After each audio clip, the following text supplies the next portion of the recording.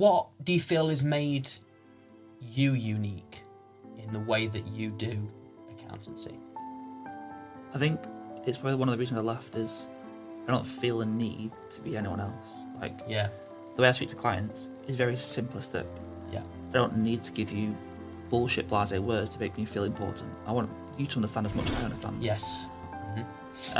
When things started to turn around was actually, I got my first client off LinkedIn.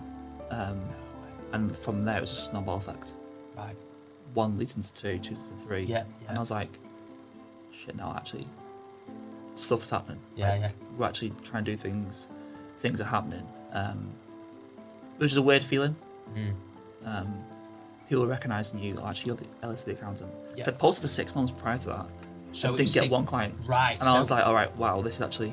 Yeah. And would you say in that 6 months you was posting consistently, and would you? I wouldn't say consistently. It was more sporadic. Right. I think what actually happened is I come back into the UK December 21. Yeah. Moved back in with my parents. I was like, Mum, I actually can't afford to pay rent. Is that okay? I was like, give me 3 months. And I'll nail this. Yeah. It was who can actually appeal to, what do they like to consume, how can I help them out. Right. The reality was, a lot of businesses were started during COVID. True. Not a lot of people have an accountant they can one relate to. They can actually have a decent conversation with. Like, it's not some awkward robot. Yeah. So actually is looking for the best for them. Like, from an advice point of view, what is actually best. Not trying to milk them for what it is. Hey everyone, and welcome back to Master Your Life Beyond the Boardroom. I'm your podcast host, Luke Beastall, and I have a guest who's come all the way. I say all the way, it's not a million miles away, but from Manchester. I have Ellis here today from EA Accountancy firm. He's got a team of 5, and we're going to unravel this story. And I think how we're going to open this, because you know I do like to talk, but I also like the guests to really open up as well, is I'm going to let Ellis kind of share with us how we met. But first of all, mate, I just want to welcome you to the podcast. First of all, thank you. This actually is my first ever in-person podcast. No way. So you pleasured. I do. I feel grateful. How we met? So we met through a mutual client networking. I think our first conversation, you was out running. I was. Got lost. And I was like, I respect it. I respect the fact that you're out running and trying to do some stuff. Yeah. We're a bit of a juggler, but it was mutual connection. But I love how, especially how we're sat here today, and just to kind of let you guys know as well, Ellis had said that, you've had opportunities before to kind of be in person. Obviously, this is the first one you've kind of jumped in on. And I think it's going to be a pretty cool episode. And I think, obviously, hearing your background as well, obviously, I've followed you online as naturally you do. You follow people, follows the journey. I think there's going to be a lot that we're going to talk about. So I think I'd like to kind of start with this, because I think this would be a really cool place to kind of open up where you've been. When did EA Accountancy, when was it born? When did it become a thing? Yeah. 3.5 years ago, I officially started it. Right. So August 21. Okay. Left my corporate job, went travelling for 6 months, and I thought, fuck it. This either works or it doesn't work. Yeah. I accept the fact if it doesn't work, I go and try and get another job. If it does work, perfect. I've done something, and I'm trying to do things differently. Yeah, that's really good. So, when you was in your corporate job, what was you doing? An accountant. Oh, you was an accountant as well. Okay, so when you was in that environment, I guess there was something, not that I don't know if you felt trapped or something inside of you that thought, I want to go free, because obviously you decided to go travelling for 6 months. So what made you, or what was inside of you to leave that, I guess, a nice financial secure package behind, to then just get on a plane and go and travel for 6 months? I think there's a few things. The first thing is, I hate the whole corporate environment, having to be someone that I'm not. Right. That to me is complete bullshit. And I think if you have to be someone else that you're not, you constantly have to put a front up. That soon wears and tears on you. And I was like, how about I can do something that I'm actually really good at, but do it my way? That's why the business started. I think another thing is, I always wanted to go travelling. COVID stopped that. Yes. Probably confidence as well stopped that. From leaving university, everyone went out and did travelling and things, and I was like, no, I actually just got a job and just went the traditional route. Yeah. I think the third thing is more so, there's a different way of living. Yeah. I don't have to conform with, you go to university, you go and get a job, you go and get a mortgage, kids, wife, in that particular. There's nothing wrong with that, but I just don't want to live like that. Yeah, yeah. So you chose the way that you wanted to. I think that takes a lot of courage, by the way. And how old was you when you kind of made that commitment? So I was 26 when the business actually officially started. Wow. Yeah. I made the decision when I was 24. Really? And I was like, I'm going to do this. The reason is, so I joined the company, I was 21. Yeah.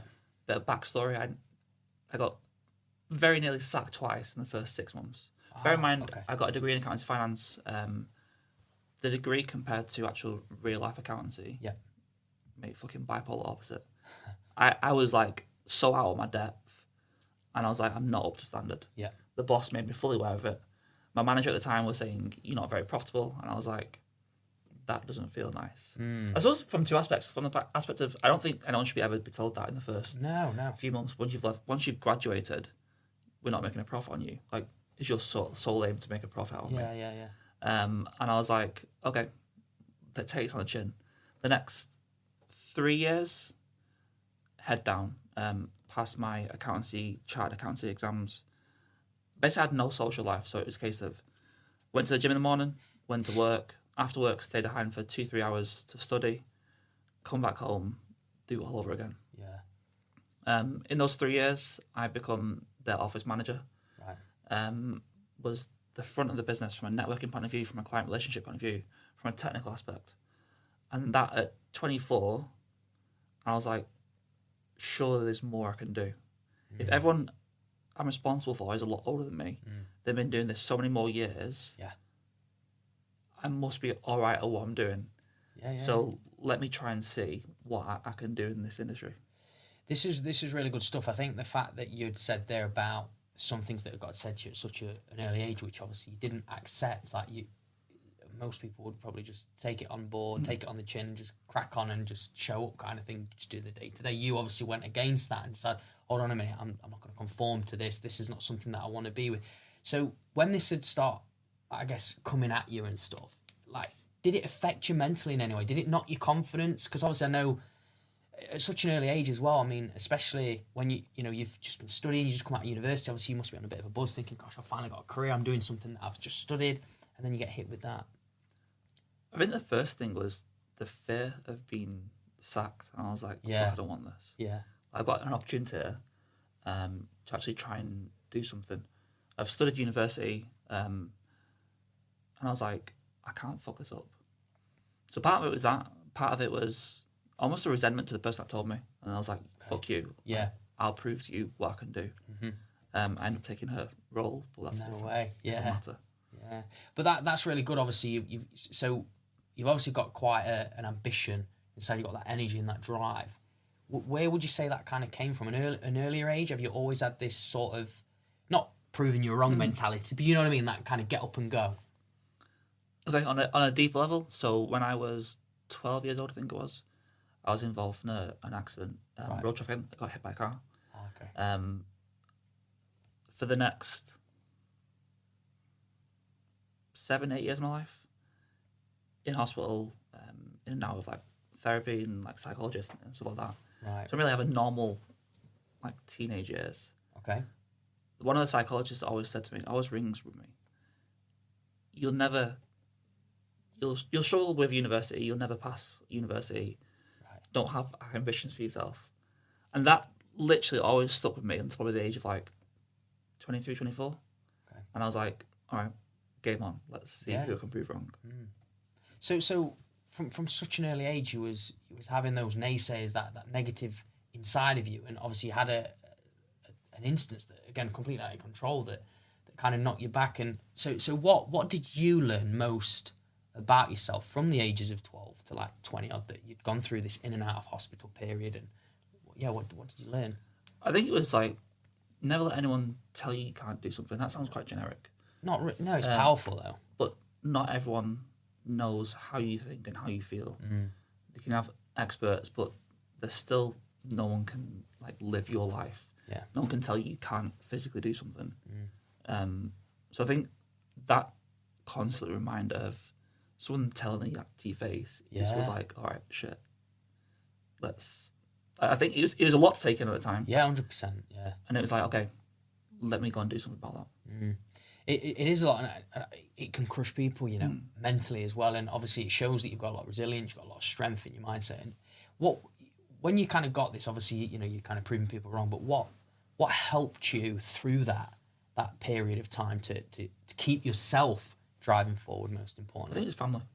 Okay. I have a close-knit family. That's good. Very small family. I think that's the one true consistent I've ever had is a close-knit family where they'll want the best for me. Right.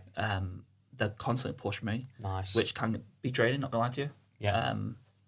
But it's a case of we push forward, we meet standards, we go and do it again. Yeah. So on that's really good what you've shared there. So how important would you say it is having family support through? Not necessarily just family, just people you can rely on, trust 100%, and know they've got your back. Yeah. And whatever happens in life, they love you for who you are, not this status, not this person that potentially you become along the way or whatever. It's the one true consistent. Yeah. No, that's really good. And I mean, I just took in a little bit off my side. I can't begin to tell anybody, having that family support who know who you are and push you and stuff and have always got your back and in your corner, the highs, the lows of everything. I think it is super important, especially with like mental health and things you want to go for. So when you had decided then, obviously I know COVID's in the way. So COVID for you, did that open up any doors? Did that change your mind or perspective on anything? Yeah, I think what COVID actually did is present an opportunity for accountants. Okay. So typically you'd go to a local accountancy company. Yeah. You'd meet them in person. Yeah. Everything's very in person. Overnight that had to stop because obviously you can meet people in person. Everything become on Zoom, everything can become online. That meant the market for accountants become national, UK-wide. I can now speak to someone in Scotland, London, but be based in Manchester. And I was like, okay, that's an interesting one. I've always wanted to go travelling. What stopped me from going travelling and still dealing with your clients all based around the UK? And I was like, all right, let's see what I can do. Yeah, and that's obviously, I guess, that space as well, that little bit of period in COVID, because, again, I think it's changed everybody's life overnight, but I think how you've been able to adapt and navigate that is brilliant. So as soon as those doors opened and you booked that flight and that plane ticket, where did you decide to go first? It was around Europe first because Asia wasn't open. Right. So yeah, I had quite a unique travelling experience in the fact that there wasn't very many tourists. I went to Thailand. I was one of the first tourists in Cambodia, in Singapore, since obviously the doors open sort of thing, which I've been back to the places since, and I much prefer when it was just lack of tourists because you get to see what actually life is like. And you'll never get that again. Exactly. You know what I mean? It's quite a unique experience. Yeah. So yeah, that was a big one. I think the whole 6 months up until going was difficult from a point of view of I've made the bosses fully aware. Right. They're trying everything in their remit to stop me. Okay. I'm not told them I'm starting a business, but in the back of my mind, I'm starting a business. Spoke to me pre-COVID about this and had this plans for me. Yeah. Then maybe I would have decided that I can do that. But I was like, it's just a reaction to try and get me to stay. That's not good enough for me. Yeah, dangle the fruit or dangle it and expect you to think, yeah, I'll take that kind of thing. Exactly. You'd already made your mind. Mentally, I was gone. Yeah, you was checked out. Yeah. So before you booked that plane ticket, did you already have that, I'm going to start a business in your mind, or did you discover that more when you was travelling? No, I had that full intention. Right. Everything I was doing at that point was very calculated, very, this is what I'm going to do. Yeah. And I think I'm the sort of person where if I say something, I will go and do it. Right, that's good. And it's like, that needs to happen. Because otherwise, I don't want to live with the regret of, what if? What if I had done this? What if I had said that? What if I didn't do that? It's, if I'm doing something, I'm doing it. Yeah. And has that been something that I know we'd spoken off air and we were talking a little bit about this, and obviously the quote you've kind of given us, which I think ties in well with what you've just said there. Would that be a piece of experience and wisdom now that you carry and share with others as a result of your own experience? Yeah, I say a big thing is always follow through on what you've promised yourself. The most important thing is never let yourself down. Very good. If you expect certain things of yourself, regardless of whatever thing everyone else thinks, it's if you can look yourself in the mirror and think, actually, I've done what I've done because I've promised myself that, then you should be happy. Yeah, that's really, really solid stuff there, Ellis. Do you know that? Because obviously I can tell you, like, I'm just going to do it anyway. You know, with the business, when you decided I'm going to do it, was there any self-doubt there? Was there any sort of fear? Like, what was going through your mind, if you can remember, when you kicked it off and said, it's going? The first day, I was like, what the fuck is this? Yeah. Why am I doing this? Yeah. Because I was like, I've got no, like, structure, routine, Right. sort of thing. I think I'd accepted long ago. I'd made, like, 6 to 9 months worth of savings. Like, I could live without that, without taking a penny out of the company. I accepted a long time ago, 6 to 9 months. If nothing happens, I can go and get a job. The only thing I've lost is nothing. I've lost a bit of money, but I've saved that up. Doesn't really matter. Yeah. I could have gone and got another job in the click of my fingers. Yeah. That's really good. Again, like what's the worst could happen? Was the people around you, like such as family, friends, even, were they fully supportive? What did they say in it? Because normally what happens is, I don't know whether you come across it, it's like when you start something completely new and a bit like, ooh, I don't know about that. Did you come up against any resistance? Yeah. A lot. Two people that very close to me, mum and my nana. Business wasn't going well, especially when I come back from travelling. Right. It wasn't, like, lead generation wasn't good. Yeah. And there was constant in my ear, when are you going to get a new job? Like, when are you going to... I was like, settle with, this has not worked. That was a big one for me. Friends around me were never, like, supportive. I think they've never actually come across someone that started a business, especially at the age of 26. Yeah. And I was like, all right, you don't believe me? Fair enough. Add you to the list of people I'll prove wrong. Yeah. I mean, you can see where this is coming from, this drive inside you. And I think, you know, obviously you've gone against the grain. You've obviously had a lot of people, you know, they want you to do well anyway, but they're also wanting to make sure that you've got a bit of security. I mean, you've definitely been calculated about it. Like you said, 6 to 9 months savings behind you. You've not just gone off it on a whim. You know, this is completely, like, set out for you. You've gone for it.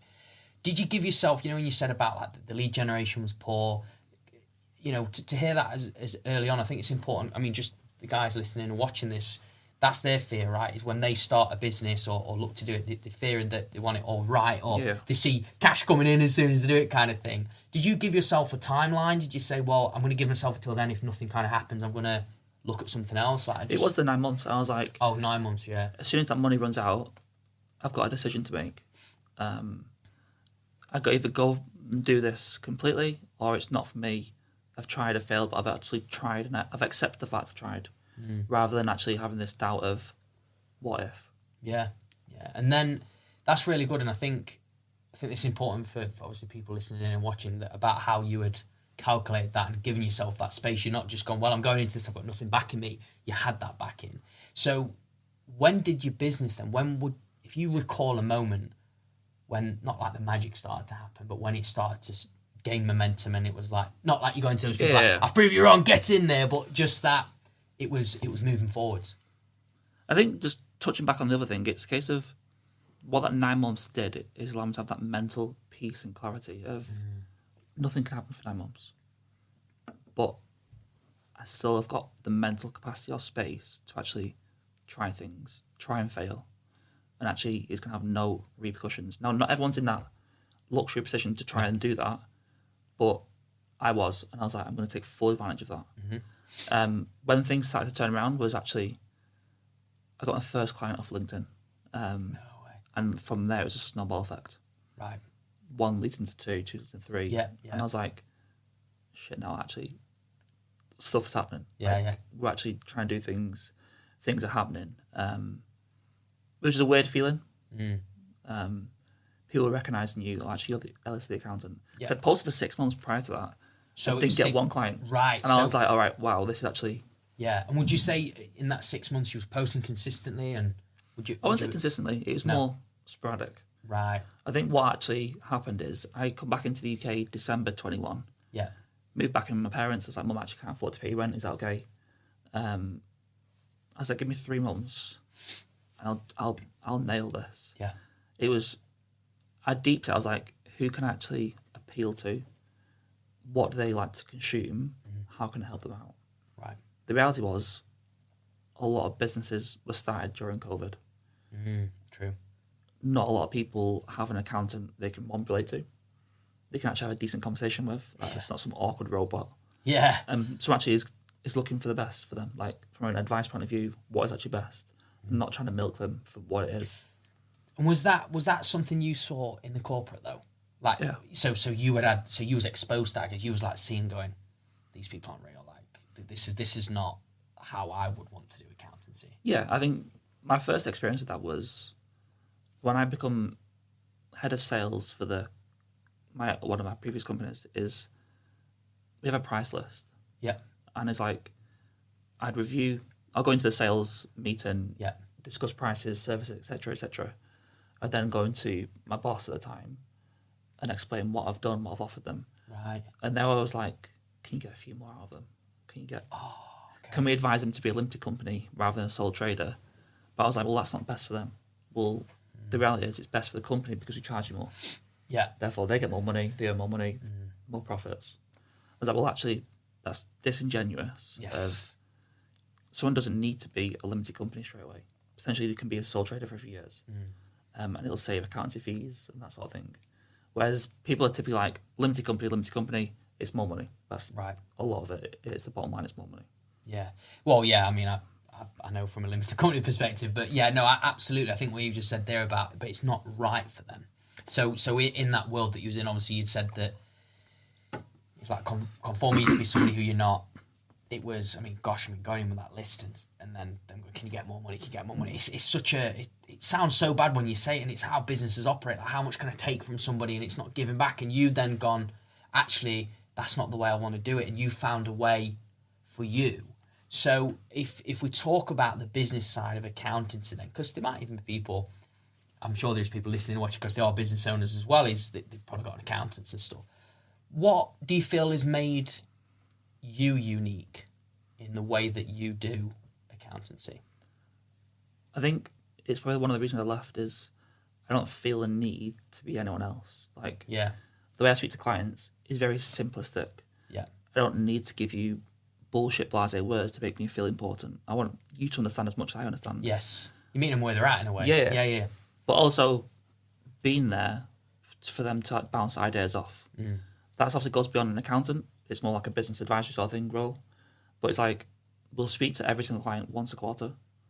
We'll go through and give them tax estimates. We have 24-hour response time policies. Whereas the accountancy industry is notorious of you'll speak to someone once a year, you'll wait 4 or 5 days for a response, and it's going completely against the grain. And people obviously love it. Yeah, that's really good, and I think it's those touch points. It's those authentic relationships. Like say, you're meeting them where they're at. I think that's really good. But what from like you travel from, obviously now you've got a team as well, and I guess what you've been breeding and what you've built yourself. What's been the biggest high? What's been like the euphoria moment of you now looking? Because if you go back to 2021, your accountancy firm was non-existent. It was an idea, but it didn't have a client. And now, yeah, I mean, we'll share where it's at now. But yeah, what's been that best moment for you? The biggest high? Honestly, it's so every single month we have a social in the company. Yeah. We all go out and do something. Oh, okay. And it's having the ability to do that. Yeah. That's not business related. It's a case of no, that's good. We work as a team and we go out and we don't speak about business. We'll go out and do something. So for example, Christmas, we went and did ice skating, went for a few drinks and food afterwards. The month before, we went to like a Scarefest thing. It's having the ability to actually do things with your team. I think cause when I come from a corporate career, everyone's old, everyone's rigid. We didn't speak outside of work. Wow. We had a Christmas party once a year, which wasn't great. Yeah. You just go for a few drinks. It's like, well, that's not a company culture. Yeah. It's trying to actually create a company culture where people actually like working. They enjoy working with me, with the team, with the clients. And creating that, I'm like, actually, like, congratulations, you're actually doing something different. And that's really good. I really like that's a high for you, that it's fulfilling, that you're giving back to these guys, they're giving to you. Is that social and non-negotiable? Okay. So did you ever find that some of the guys didn't want to show up, or they're all eager to kind of come to the events? Because I find, I don't know what it is, in any event, like Christmas parties, for example, I guess it's what you do behind the scenes that probably people won't ever see. But to get them to come to those events, it could be a little bit out of their comfort zone. So I just wondered. I agree. It probably is, especially for accountants. Yeah, because some of them can be quite awkward. Right. I I think once they experience what it's like working with us, they'll get a feel for what it's like. Yeah. We're actually just normal people. Right. We have a life outside of work. Yes, when we're in work, we work. Yeah, of course. But we can still have fun together and still work together. Right. So that's really good. So you know how you've now created that, I guess, community really with your team, like good team ethos, good culture. What's actually been the impact as a result of on your business with your team as doing those things such as social events? What's kind of shifted? I think a big thing is actually people actually come to work, which means they're happier, they produce better work, they build stronger relationships with the clients. This is good, yeah. Therefore, you get more referrals. Yeah. You get happier clients. People stay on for longer. It's a full cycle moment. Yeah. It is. I would say it's normal for an accountant to do that. Probably not. I don't think it's normal for many business owners to actually have a monthly social. Yeah. But it actually allows us to relax, enjoy. Because the reality is, well, none of us are the same. Yeah. As in, like, well, culturally, all come from different areas. But just to come together and like have fun. Yeah, that's really good. I like that. The fun. So as the business owner, as the founder of this company, what have you taken away from watching this grow and evolve? Whilst you would have come up with that idea as like a non-negotiable monthly social. Obviously, you're the one that's kind of responsible in taking the forward step on that. Yeah, what have you kind of taken away from it all? I think you treat people how you want to be treated yourself. Yeah, that's a good one. Like, I heard that. Yeah. Literally, like, if the way I speak to you, I wouldn't want to be spoken to by you. No. Then don't do it. Yeah. And treat people as actually human beings. They're not robots. You're not just there to make money out of them. One, you're there to develop them. Yeah. Two, you're there to see what actually they can progress into. Yeah. And actually, what are their goals? Maybe they don't want to do X, Y, Z. Well, actually speak to them. Actually understand them as people to get the best out of them. Yeah. I love the simplicity behind it. If I'm honest, I was like, just be human. Engage. Ask them questions like, what are your goals? And how much of a difference. And I'm just picking up on this point. So obviously, with the guys listening and checking in, what I'm taking away from what you're sharing is just how, I don't know, they don't see much pressure. Like, there is pressure, obviously, you've got targets to hit and stuff, I get that. But it seems to be like, it's quite playful, it's quite enjoyable. Yeah, careful nature. Yeah. We actually care about the team. Like, we actually check in, how you're doing, like, what's happening outside of work.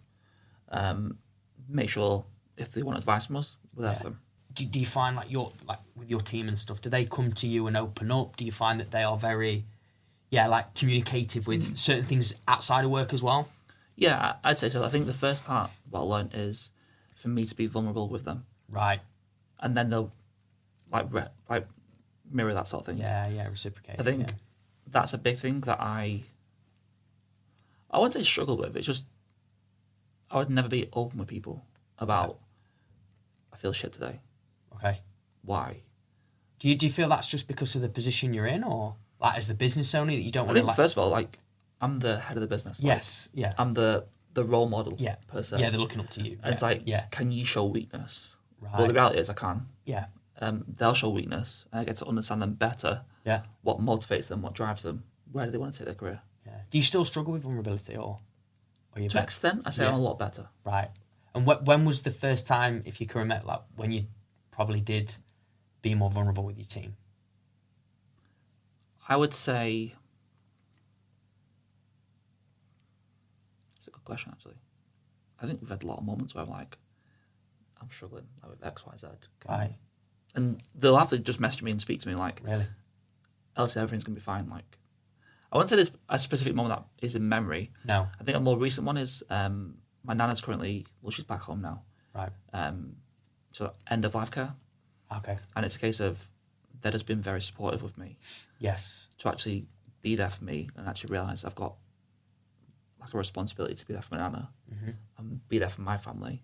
And that's not necessarily business. Yeah. Like someone can actually take the reins and do X, Y, Z whilst I'm at the hospital or whatever. Wow. No, that's really powerful, and being able to share that. I appreciate that, by the way, as well, because obviously it's not always easy to share that, but the fact that you can drop that role and responsibility you got and just be human again. Because remember, roles reverse now. Yeah. Like, you've just been sharing about how you are treating those guys. You want them to be human. You're being human with them. You're going to their level. They're showing you that they want to do that with you. It's a respect. Like, they actually respect me. Yeah.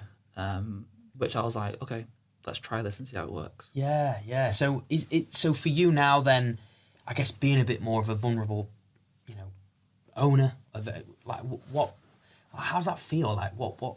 Scary. Scary, yeah. Scary because you don't want to be like too far. It's like, actually, this is not a person I respect. Yeah. But it's a case of just letting them in to what's going on in here. How's things making you feel? How can they actually help you out? Like sometimes it'd be like a case of, okay, we've had a poor week. This client's left because their business has failed, or this has happened in personal life. And understanding that actually potentially not going to be as happy or as communicative as normal, right. And just so they can understand me. Yeah. That's that. I absolutely love that, and I think so they can understand you. Obviously, I understand from a point of view like it's letting them in, but you don't want to let them in too much because obviously you do have a role and a responsibility to do as a business.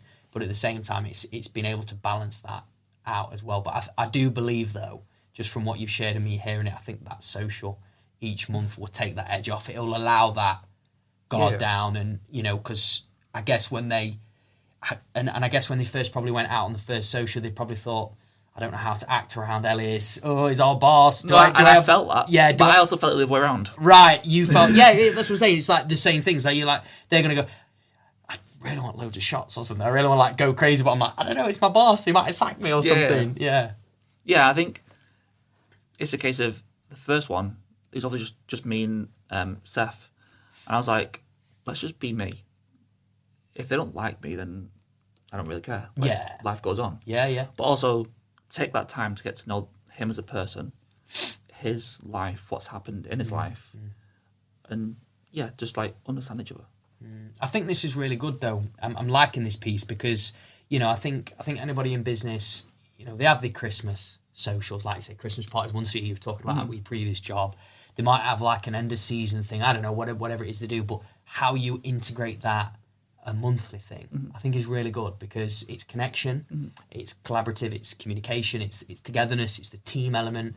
So from your point of view, if we now come out of it and have a bit of like a helicopter's view on this, with you implementing like a thing like this where it's a social, what impact has that had on your team as a collective, and what impact has that had on your business growth and things that you do day to day? I think just to touch back on that, one of the other reasons is I think we obviously live in a life where everything's online. Yes. Everyone works remotely. Right. Everything's online, Zoom calls. We're quite a lonely generation. Not a lot of the time we actually get to meet up with people. Yeah, so true. And it's like, okay, we don't have an office, but everyone's still based in Manchester or thereabouts. Can we actually just come together? Can we actually spend time together? We'll co-work during the day and do something in the evening. Doesn't always have to involve drinks.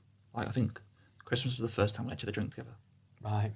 The other ones, no one's wanted to drink or Of wasn't course. like required. So we'll go and do like go-karting or go bowling or play cricket together. And it's just like making sure it's fun and you're not necessarily the pressure of sometimes the corporate jobs we call for drinks on Friday. That's fine, but not everyone wants to do that. Like Seth's Muslim, he doesn't drink. Right. So it's a case of making sure everyone's included in that. Yeah, you make it inclusive. You're doing different things as well. And again, imagine that though, you're providing an experience like maybe they might go, say, go-karting and never done it, or maybe not done it for a while, and their inner child comes out to play kind of thing. But then that allows them to be a bit more themselves because they see you being like that, and then they take that a bit into the work and think, oh, it's okay, I don't have to, I don't know, dim myself down a little bit. I can actually really shine my light bright and be me. Yeah, literally. Yeah, and I think that's really good. And so your business then, obviously, if we just give it a little bit of like a reflect. So it started back in 2021. Obviously, you've started building a team of 5. How did that feel when you took on like your first person into the business? Was that a decision that you was like, I've got to bring somebody in, or was it you just met somebody and thought, would you want to come and work with me? Yeah, I'd just love to know. So I've worked with a lot of freelancers before. Right. None of them also were full-time employed by the company. And I was like, they're not based in Manchester. I don't really have any sort of connection. There's no like emotional attachment. And I was like, I want, first of all, to develop people. Yep. And I was like, can I employ someone? the reality was I could employ someone. Mm-hmm. Okay, then who do I employ? I've interviewed a lot of people. I've hired people. I've had to fire them within a week. Right. The first time I employed Seth, obviously still works for the company, I was like, fuck, this is actually real now. Like, this is a business. This is not just like a freelancer. I'm actually a boss, a role model, and I'm responsible for his salary every single month. Yeah. So actually, this is where it gets serious. But again, it is serious, but I still have fun. Yes. Yeah. So you've always had that like blend in there with that. So when was that? So was that a year in business? Was that a couple of years in? So this is the first year I've actually employed some people. Oh, really? Okay. Which has been a whirlwind, I'd say. Yeah. Everyone's got needs, wants, egos. Yeah. And it's trying to deal with all that. That can be a lot. Like, I've had to fire someone after a week. Was it a nice feeling? Completely not. Did I like doing it? No. But what I can't do is drop the standards of what I expect in terms of from a client point of view. Yeah. If that's not met, then it's on me. Because ultimately, whatever leaves this company, emails, work, whatever, is a reflection of me and my business. So I think that's what made me nervous, because it's not always gone right. And it not always will go right. But as long as I can implement or maintain those standards, then perfect. Yeah. So it's good that you shared that about the other side as well, where you've had people in, you've had to fire them after a week. You know, you've not just like met people as you go along, like, yeah, they're the right person, etc. You know, you've come across some people that you're just like, see ya, kind of thing. So what was the moment though for you where you'd looked at your business, obviously a couple of years in, you've gone, or 3 years, and say you've come in, you've like, right, I've got to start building a team. I think it's a case of the business can't grow to the level I want it to grow to when everyone is just freelance, because ultimately I can't be responsible to speak to every single client. Like, what happens in accountancy is everything gets often outsourced to offshore, like say overseas, like India. Again, nothing wrong with that. However, then I'm responsible for communication with clients. And to put it in perspective, like 380 clients now. Wow.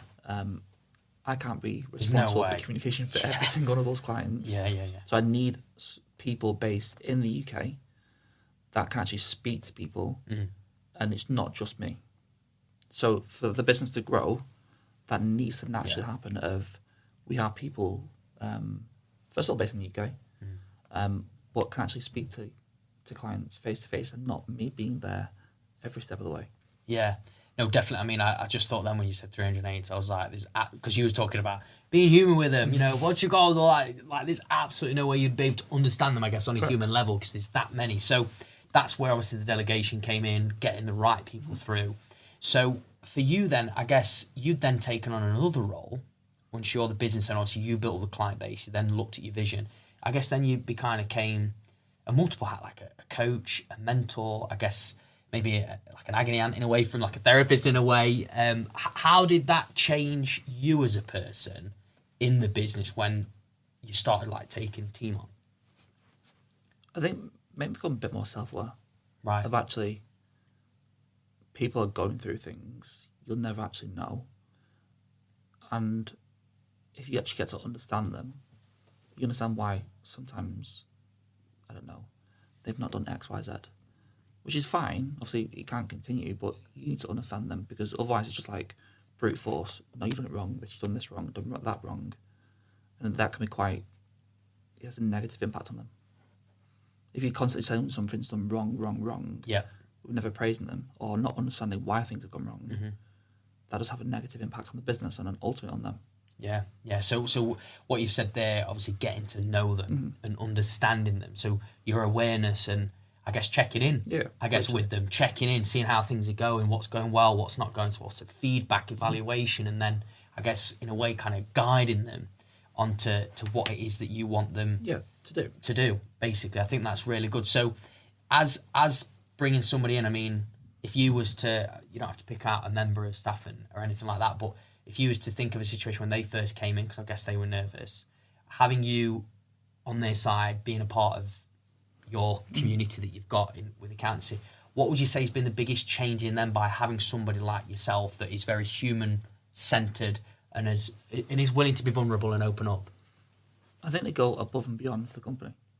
Right. Like, yes, they don't have to work 9 till 5. Right. As long as I get the hours done, I don't really care what time they work. As long as it's like 3-4 hours where we're all working together, I don't really care about the rest of it. That answer your question? It does.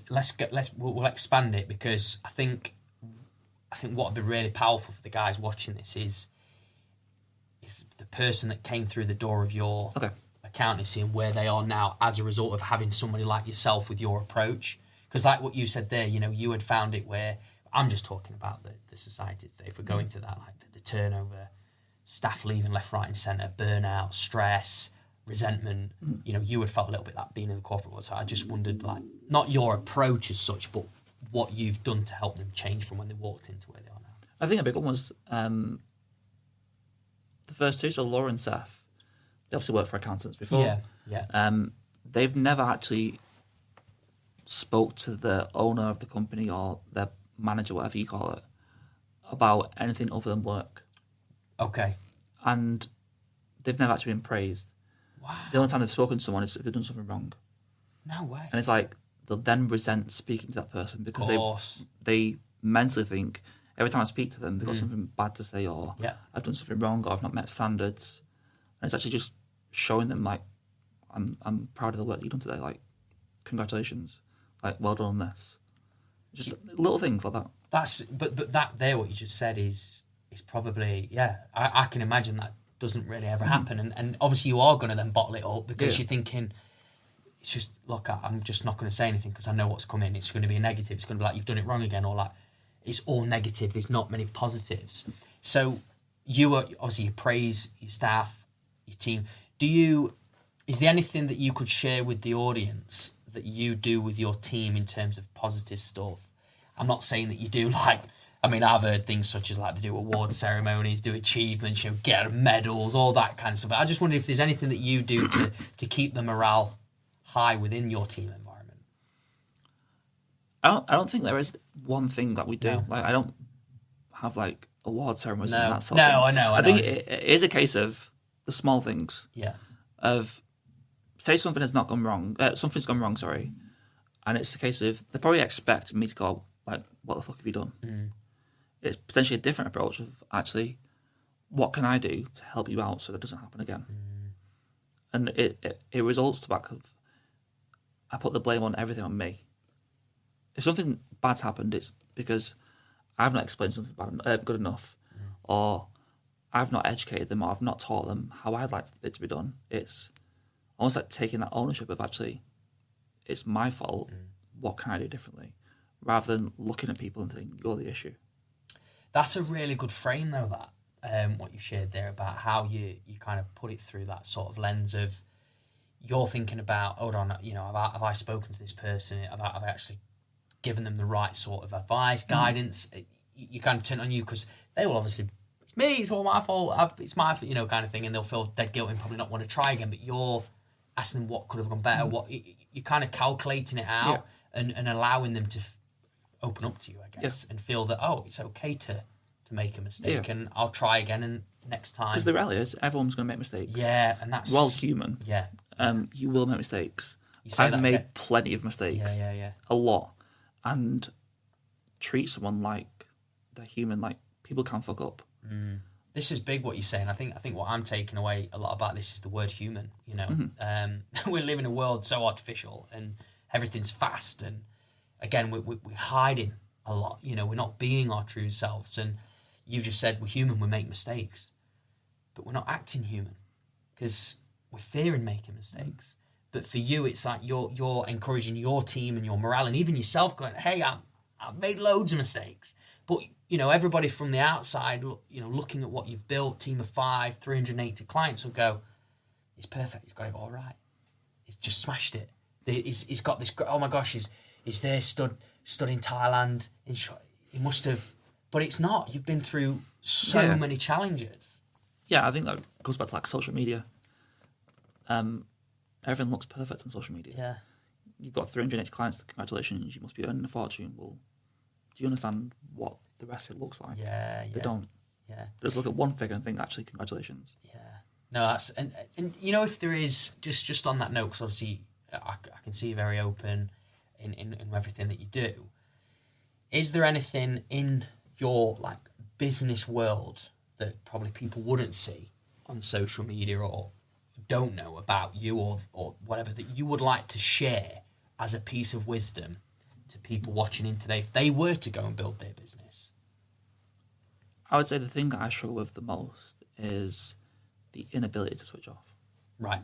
Like constantly of thinking of, we should have done this, we should have done that. And I'm not harsh with the staff, but I'm harsh with myself because I've set standards of what I want to achieve and what I want for myself.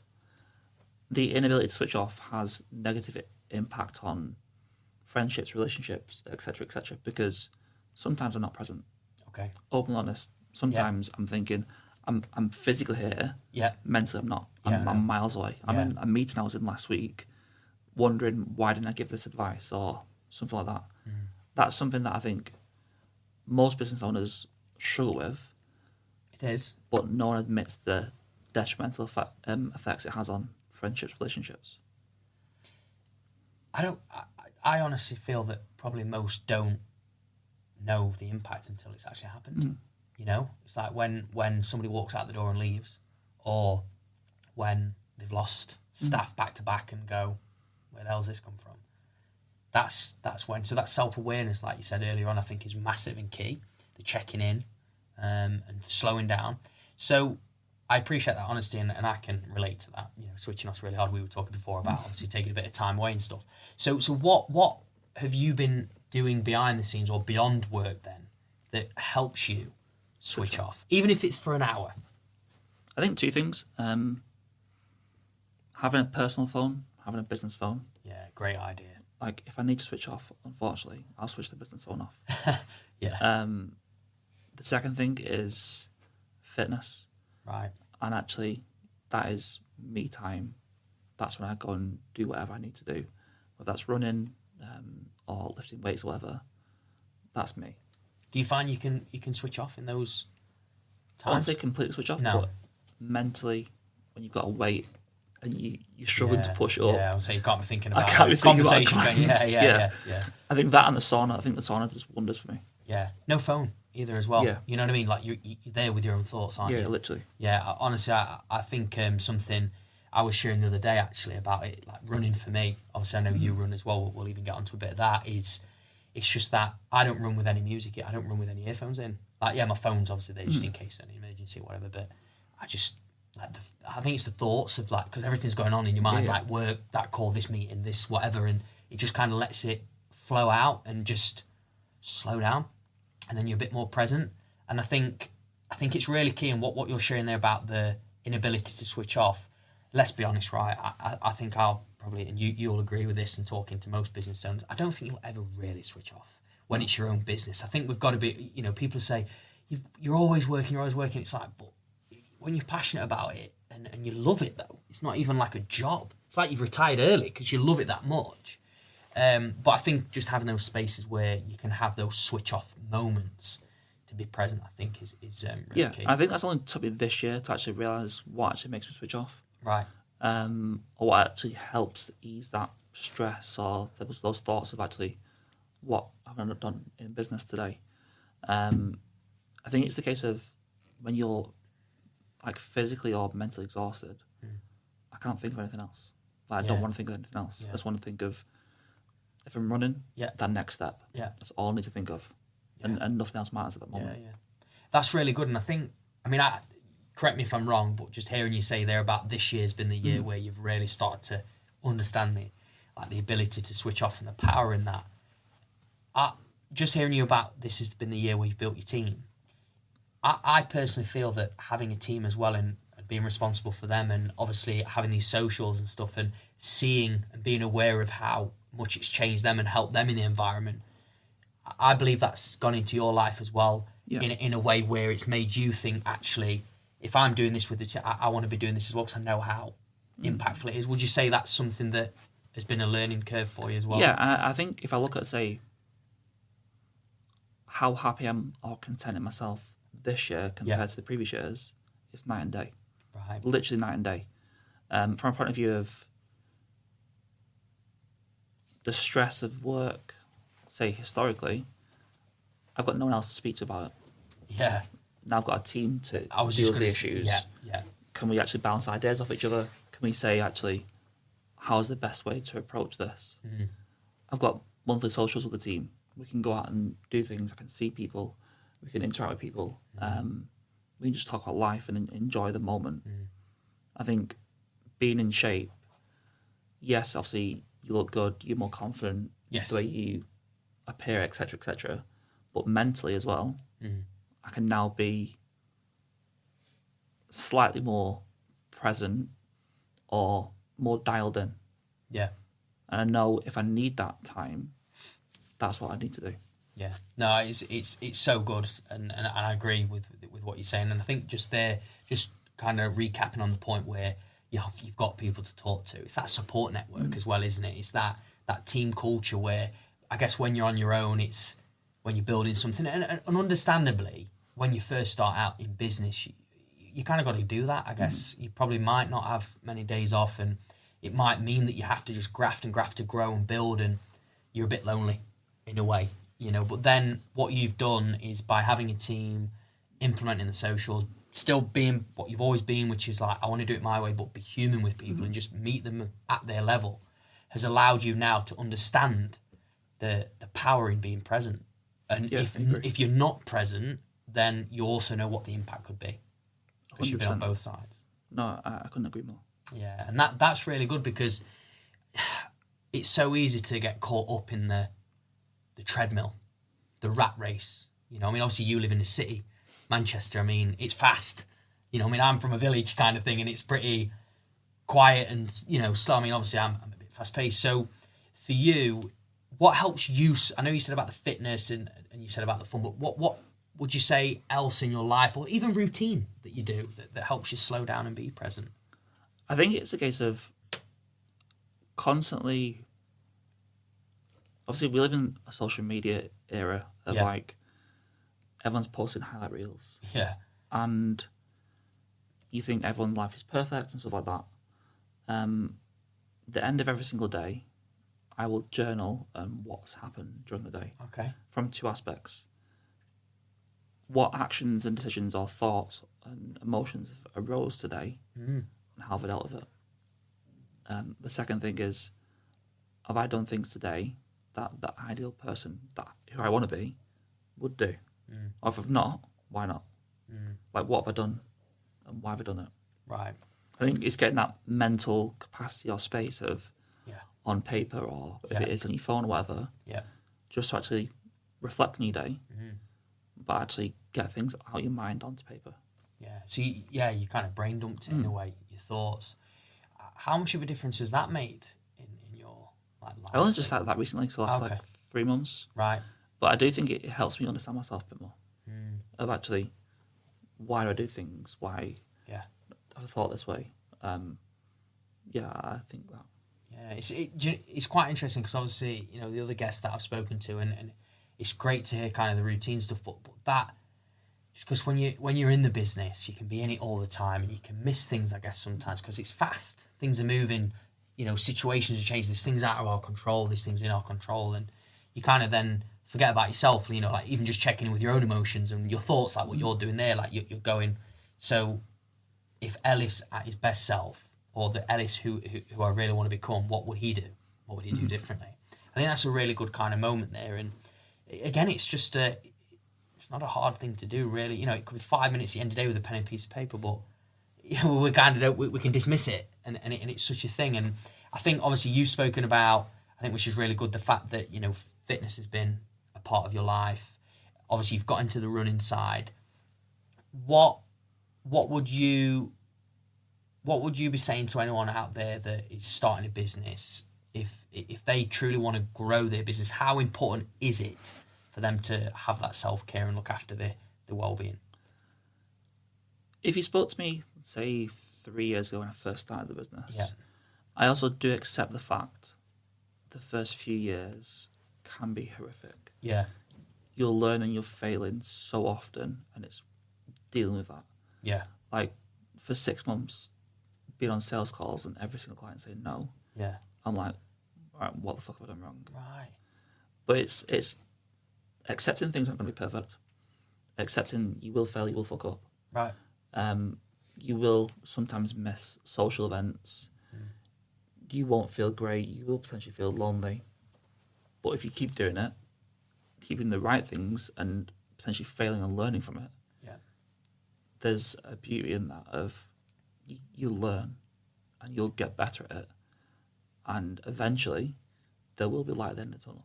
Yeah, this is good. I mean, I was just going to ask you, what did you do to deal with the failure and those constant no's and rejections? I think it's a case of learn from it. Like it's so easy to be bitter or uptight about someone saying no. But the reality is, okay, they've said no. They said no for a reason. Yeah. Try and understand that. Now, someone might not always tell you the reason why, but understand it. Is it price? Is it service? Is it the way I come across? Is it the way I speak? Yeah. And trying to deep it on that sort of level, rather than just, oh, they're not an ideal client. The reality is they might not be an ideal client. Yes, of course. But there might be a different reason. And I think that results back into everything's my fault. The reason they said no is my fault, not them. Yeah. If it's price, it's because I didn't actually showcase the value which we'll do provide for them. Yeah. If it's not the right time, well, how can I justify it's the right time for them? If they've got a better accountant, well, actually, we've not showcased our skills and what we can do for them. That sort of thing. Right. But ultimately, it's my fault. Yeah. Yeah, I think I can see that. Yeah, it's like you're looking at it.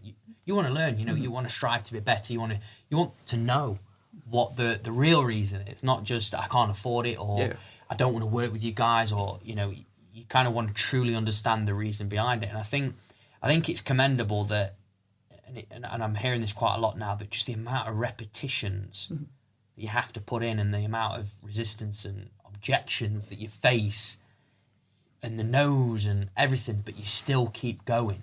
It's like you want to run a marathon. You've never done running before. You decide building a business is running a marathon. Yeah. You're going to go on so many runs, you've got to do a 5K, 10K, marathon. Yeah. And you will feel exhausted. You will not hit the time you want. But ultimately, you've got to do it again. Because you ever want to run the marathon, by running the marathon, by being able to run the marathon, it's not going to happen overnight. No. You're not just going to go out there and run it. No. You need to learn, get better at it. Was my nutrition right? Was my sleep right? Was my hydration right? Yeah, there's a lot of, like you say, factors to it that again, and that's, I guess as well, that's probably not what anyone's going to truly see and feel until they're in it. Yeah. You know, so from you then, just now being a business owner for 3 years? 3.5. 3.5 years, yeah. What's been the biggest thing that you've taken away from being a business owner, even about yourself, really? How much you'll feel lonely in certain elements of the growth. Right. And how much certain elements of growth mean completely fuck all. I think we spoke about it earlier. Yeah. One of my biggest goals was to get to 10K per month. Yeah. I achieved that. That felt good for 5 minutes. Yeah. And then I was like, all right, like, is that it? Yeah. Like, it gets to a point where more money doesn't actually mean anything else. Like, it may just be a detrimental impact on your life. It may mean you have to work an extra few hours every single week, which you could do, I don't know, spending time with friends, family, etc., etc. I think the financial goals is a difficult one. Since I learned the 10K thing, I don't really deep it too much. That sounds weird coming from an accountant. As long as it's all, you see it as numbers, don't they? Yeah. As long as it's growth and we're aiming towards a meeting targets, I don't put too much emphasis of I'll be happy when I do this, or it's just enjoy the process. Yeah. That's good though, because it is that you come across a lot of people like, I'll be happy when. Yeah. You know, and then it's all outcome, isn't it? It's all like, oh, I'm chasing the outcome. Like you could say, I'm chasing the 10K per month. But then it's like when you've got there, because you've maybe not enjoyed the process, you're just constantly push. You then go, oh, is that it? when really like you can enjoy everything that you're going through to get there, and like actually deep in what you've actually done together. Yeah. Because then you have the same thing at 20, 30, 40, 50k a month. It's like, well, actually, understand and be proud of what you've done. You might not be satisfied, that's perfectly fine, but understand what it's took to get you to that position. Yeah, I think that's a big thing again. That awareness, though. You know, when you just talk about the self-awareness. So your business obviously now is in a great position. Obviously, you've got a team of 5. It's been a big year for you. What's next for you? What's kind of going into 2025? What are you thinking? A few things. Obviously, the growth of the company, yes, that naturally happen. I do want to acquire other accountancy companies. So cool. literally, we'll buy their client bank and take over the whole clients. That could be 200-300 clients in one hit. Right. Does it scare me? 100%. It's Yeah. a lot of money. Yeah. Does it excite me? Yeah. I think what I'd do is I'd back us 100% to build the relationships that we need to build, given the state of the accountancy industry compared to how we approach it. That 100%, I have no doubt about that. That's one thing. Two thing, the Dubai situation is an interesting one. Right. I feel like there's no one that's really took that and actually built a successful business on helping entrepreneurs in the UK potentially move to Dubai or that transition period. There's a lot of bullshit out there online and saying you can do X, Y, Z. Most of it you can't do. It's essentially building a business in Dubai to help people do that. That's something that's interested me for a long time. I think the third thing is the outsourced FD role. It's like a financial director for companies. So working with slightly bigger businesses and getting into their financials on a much deeper level, and advising them what is going wrong, why is it going wrong. I think the thing that excites me about that is people get too emotional with their businesses. Ultimately, it's their business. It means a lot to them. Take the emotion out of it. Are you shit at what you do? Is it a return on investment on this? Or what's going wrong? Why is it going wrong? How can we correct it? Yeah, that's really good. I like that. I like the goals as well. You know, especially with client banks going into that scary, exciting, the Dubai transition. I know a few people that are in our industry that have moved out there, and it does sound quite complicated and a bit of a shock than probably what you would see it as. So I guess that I'd be interested to see how that all works your end, because not saying that I don't particularly want to move to Dubai, but I mean just how people even set a business up out there just for obviously tax purposes and stuff like that. But what's next for you then on a personal level? Personal level, I've got a lot of fitness goals this next year. So I've got, I think in the space of 6 weeks, 2 marathons and the High Rocks booked. Yeah. What else? So in November, I added my dad to the payroll, essentially retired him. I will do the same for my mum this year, this coming year. Nice. That's a personal goal. Other than that, I think spending more time being present and doing things I love to do. Right. That ultimately has to be one of the main aims, because I didn't get into business to become a millionaire and earn millions and have nothing to show for it. As in, like, I couldn't go out and book a trip. I couldn't be present. I couldn't do this because ultimately, yes, I'm 29 years old, but I don't want to look back at life and think, I should have done this or I could have done that. Yeah.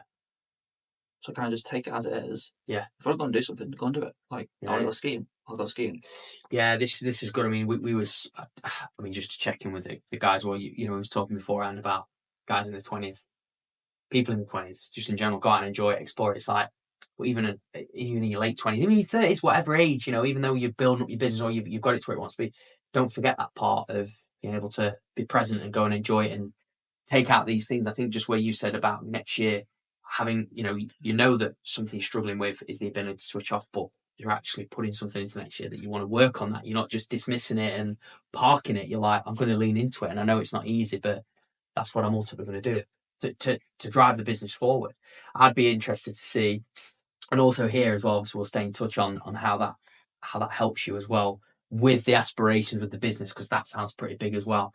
So look, we're actually getting towards the end of the episode. Ellis, and we was talking before, and he was like, "Any questions you want to pray?" And I kind of giving you away the question, to be fair. So probably you maybe like replayed an idea in your head, but I'd just love to know from your perspective and your mind and how you see it is what would, or not what would, should I say, what does mastering your life mean to you? Mastering my life. That's a good question. I feel like I don't really. A lot of things in life don't actually scare me on a deep level.